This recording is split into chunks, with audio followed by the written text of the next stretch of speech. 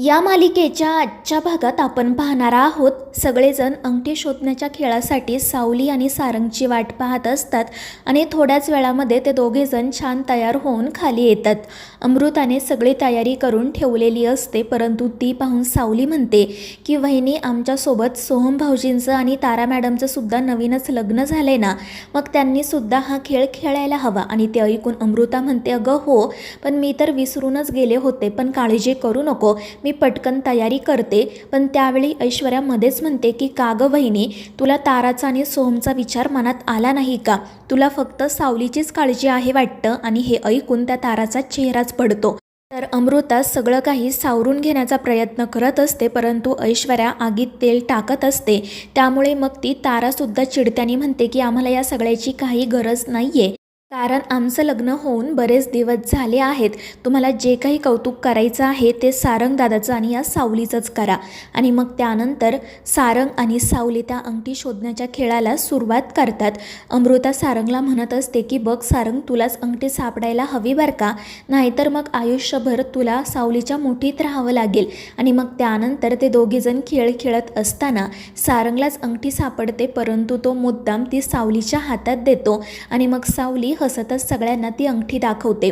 सगळेजण टाळ्या वाजवत असतात. चंद्रकांत म्हणत असतो की बघ सारंग, आता तुला आयुष्यभर सावलीच्याच मुठीत राहावं लागणार आहे. तर सारंग आनंदाने म्हणतो की बाबा, मी आयुष्यभर कुटुंब सांभाळणाऱ्या या मुठीत राहायला तयार आहे. आणि ते ऐकून सगळेच त्याच्याकडे कौतुकाने पाहू लागतात.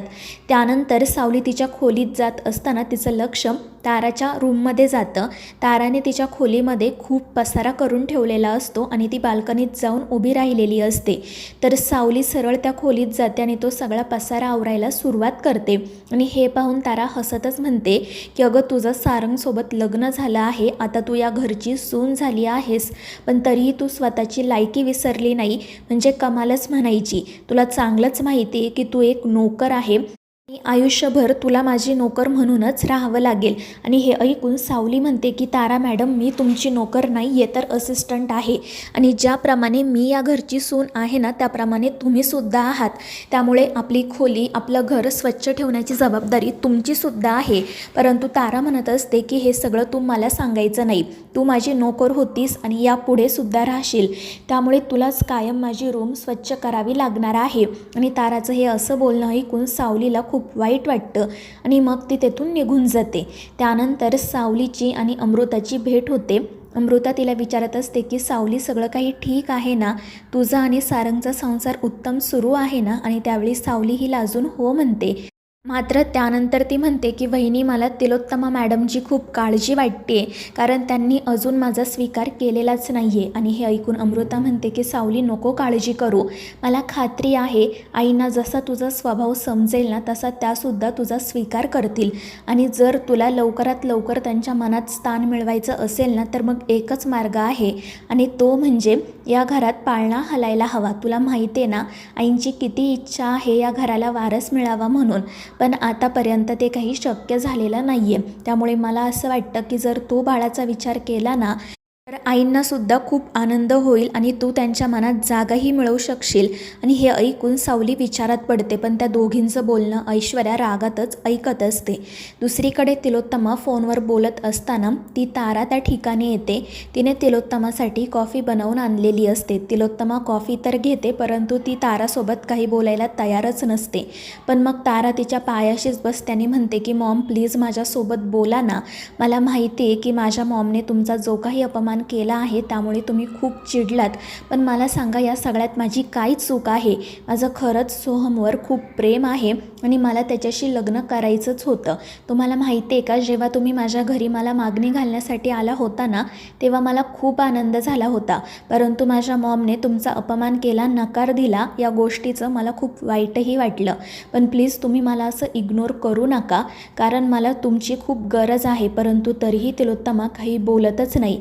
त्यानंतर मग तारा एक वेगळाच डाव टाकते. ती म्हणत असते की मॉम, मला त्या सावलीबद्दल खरंच काहीच वाटत नाही. ती फक्त माझी असिस्टंट आहे आणि मला तर वाटतही नव्हतं की तिचं आणि सारंगचं लग्न व्हावं, कारण तिच्यासारखी गरीब घरातली एक ऑर्डिनरी मुलगी इतक्या मोठ्या घरची सून होऊच शकत नाही.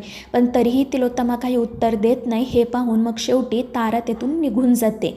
दुसरीकडे सावली तिची आणि सारंगची रूम आवरत असते. तर सारंग हे सगळं काही दरवाजातून हसतच पाहत असतो आणि मग त्यानंतर तो रूममध्ये जातो. तेव्हा सावली स्टूलवर उभी राहून कपाटावर बॅग ठेवत असते. तर सारंग तिला हाक मारतो, त्यामुळे सावली डचकते आणि या सगळ्या गडबडीमध्ये ती खाली पडते. पण सारंग पटकन तिला सावरतो. तर सावली म्हणत असते की सारंग सर, तुम्ही कधी आलात आणि मी घाबरले ना. पण सारंग म्हणतो की जर आता तुम्हाला सारंग सर बोलली ना तर मी तुला खाली पाडेल. आणि हे ऐकून सावली घाबरून म्हणते की नाही नाही, मी तुम्हाला अहो म्हणेल. आणि ते ऐकून सारंग खूपच खुश होतो आणि मग तो सावलीला सांगतो की चल आता मी तुला मदत करतो. आणि मग तो सावलीला तसाच पकडून ठेवतो आणि मग त्यानंतर सावली एक एक वस्तू उचलून तिच्या जागी तिला ठेवू लागते. आणि हे सगळं सुरू असतानाच ऐश्वर्या त्या ठिकाणी येते आणि मोठ्याने ओरडूनच म्हणते की हे काय चाललंय तुमचं.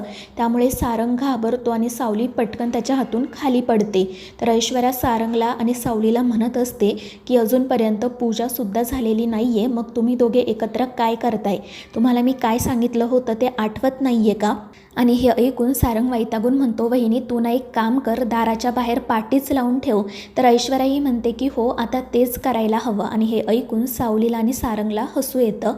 त्यानंतर ऐश्वर्या सारंगला सांगते की आपल्या फॅक्टरीमध्ये जो प्रॉब्लेम झाला होता ना तो आता सॉल्व्ह झाला आहे. हवं तर तू उद्या एकदा जाऊन पुन्हा एकदा खात्री करून घे. आणि त्यावर सारंग हो म्हणतो आणि मग ऐश्वर्या तेथून निघून जाते. तर सारंग पटकन दरवाजा बंद करतो आणि पुन्हा सावलीला मदत करायला सुरुवात करतो. दुसरीकडे ती तारा एकटीच अस्वस्थपणे फेऱ्या मारत असते आणि तिच्या आईला कॉल करण्याचा प्रयत्न करत असते. परंतु भैरवी काही तिचा कॉल रिसीव करतच नाही. त्यामुळे तारा खूप वैतागते आणि त्याचवेळी ऐश्वर्या त्या ठिकाणी येते. ती ताराला विचारू लागते की तारा काय झालं. तर तारा म्हणत असते की वहिनी काही नाही. पण मग तरीही ऐश्वर्या तिच्यासोबत बोलतच राहते. ती ताराला म्हणत असते की हे बघ तारा, तू मला ना तुझी मैत्रीण समज, तुझ्या मनात जे काही आहे ते माझ्याजवळ व्यक्त कर. आणि हे ऐकून तारा म्हणते की वहिनी मला तेच तर जमत नाही आहे ना, म्हणजे या घरामध्ये मला कोणीच आपलंसं वाटत नाही आहे. तुम्ही मागाशी बघितलं ना, सगळेजण त्या सावलीचंच कौतुक करतायत, तिलाच भाव देत आहेत आणि मला परक्यासारखी वागणूक देत आहेत. आणि त्यामुळे ना मला कोणीच आपलंसं वाटत नाही आहे. आणि हे ऐकून ऐश्वर्या म्हणते की हो, ही गोष्ट माझ्यासुद्धा लक्षात आली आहे. पण तुला माहिती आहे का, सारंग हा मॉमचा सगळ्यात आवडता मुलगा आहे आणि त्यामुळे त्याच्या बायकोला मान प्रेम तर मिळणारच ना. आणि सोहम तर घरात सगळ्यात लहान आहे आणि त्याचसोबत तुम्ही दोघांनी पळून जाऊन लग्न केलंय, त्यामुळे तुमची काय किंमत आहे याचा तुला अंदाज असेलच. पण हे सगळं काही ऐकून ती तारा अजूनच चिडते आणि कामाचा बहाणा सांगून पटकन तेथून निघून जाते. तर ऐश्वर्या हसतच मनाशी म्हणत असते की काही झालं तरीही ऐश्वर्या मेहेंदळे या घरामध्ये पाळणा हलू देणार नाही. तर मित्रांनो, या मालिकेच्या पुढील भागांच्या अपडेट्ससाठी आपल्या चॅनेलला सबस्क्राईब करा.